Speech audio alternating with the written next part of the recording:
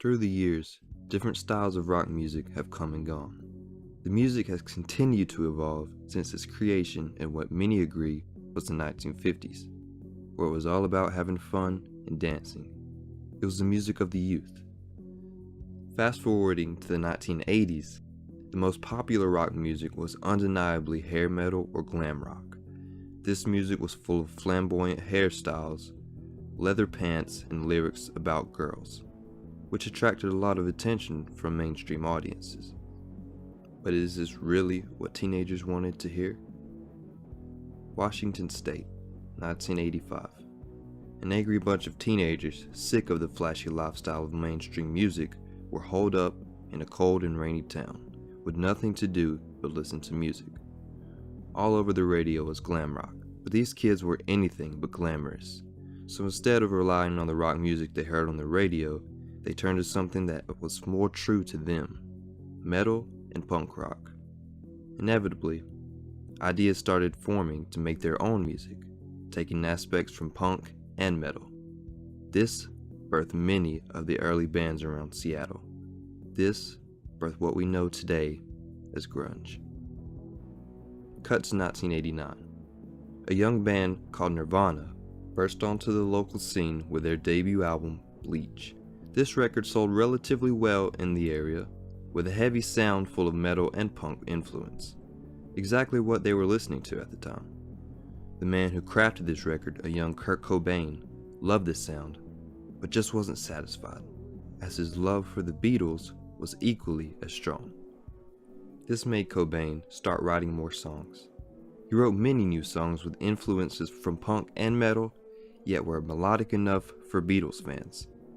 These songs started to sound more like pop music, yet kept the punk edge, and out of this batch came a song that was about to change everything.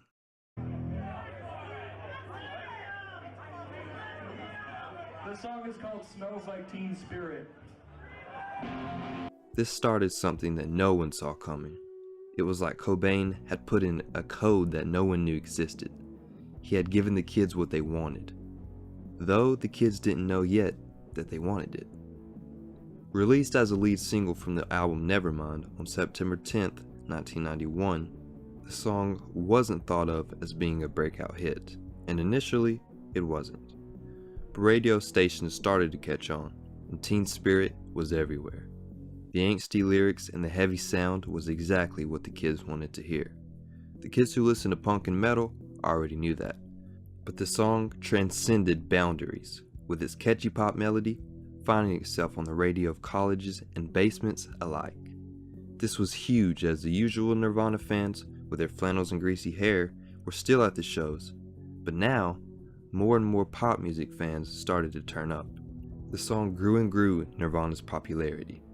But the next step was critical to the single's success, and one of the main reasons the song is as big as it is today. No matter how well music can describe an emotion, a video will always multiply that. The music video for Smells Like Teen Spirit premiered on MTV's 120 Minutes, and shortly after, it became so popular that it was aired regularly on their daytime rotation. Then was put onto MTV's Buzzbin, which highlighted cutting-edge up-and-coming artists, in October, and stayed there until the end of the year. The reason the music video was so popular may seem contradictory to many people. It was simple. The director was chosen solely because of how bad they thought he was, and the budget was small. Yet, this is exactly what it needed to be.